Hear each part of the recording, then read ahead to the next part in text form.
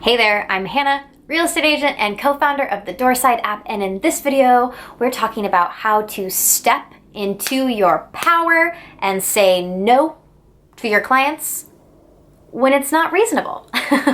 Not saying no all the time, not just being a jerk and being like, no, no, no, but really stepping into your power for real and saying no when you need to say it. So this topic I'm really passionate about because as I've started this journey of first running a real estate business, and then second, building an app for real estate agents, I have had to really step into my power and leverage my time. And that includes saying no. That includes saying no to things that I would like to say yes to, but I need to say no because it doesn't actually sustain or work for me.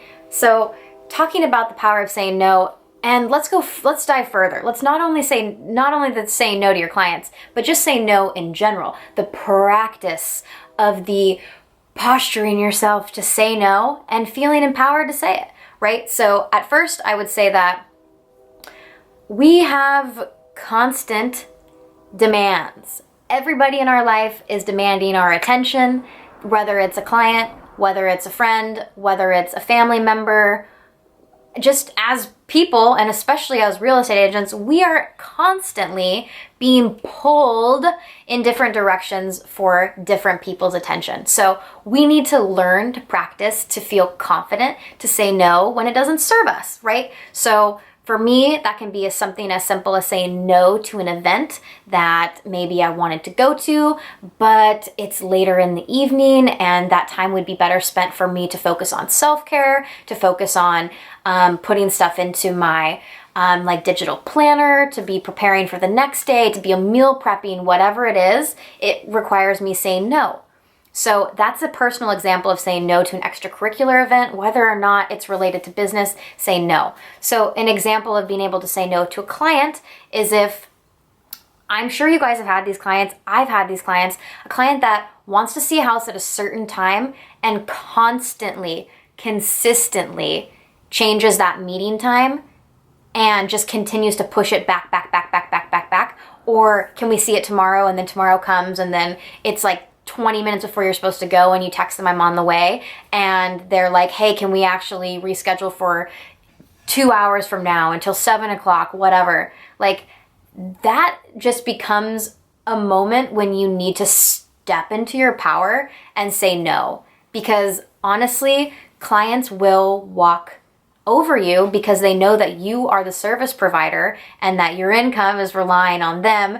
And I don't think that they subconsciously or maliciously think that, but it is displayed in their actions sometimes, right? So to be able to step into the power and say, actually, I'm not available for 7 p.m. We had it on the calendar for 5 o'clock tonight. I even made an appointment with the seller. If you want to see this property, we're doing it at 5 o'clock or I'm not available, and feeling confident in saying that, right? Because we need to be able to say no so that we can set boundaries in our client-agent relationships and so that we can be respected by our clients, because we all deserve to have that and we all deserve to feel respected in the work that we're doing because we really are dedicating, we really do care. That's why we're real estate agents. We're real estate agents because we care. We genuinely care that you and your family gets this house. But it is hard and it hurts me both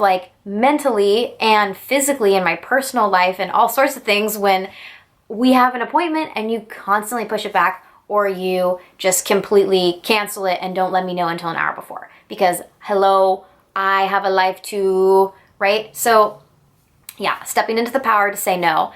And then just being conscious, right? And then knowing too, when you say no, it's not always a bad thing.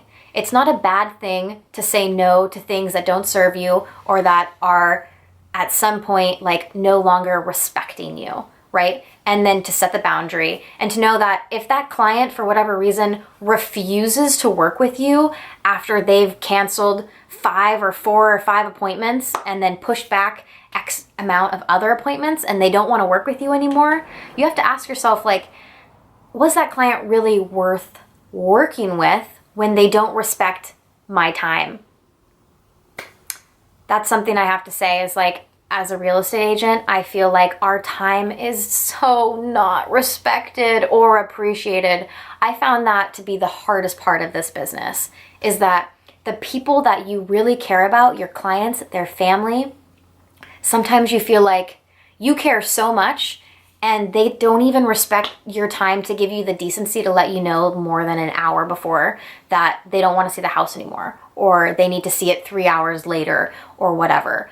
And so, yeah, that's really hard. So setting boundaries and allowing yourself to step up as a leader and say, hey, like, you wouldn't do this to your doctor, you wouldn't do this to your lawyer, you wouldn't do this to your dentist. Why is it okay that you do it to me?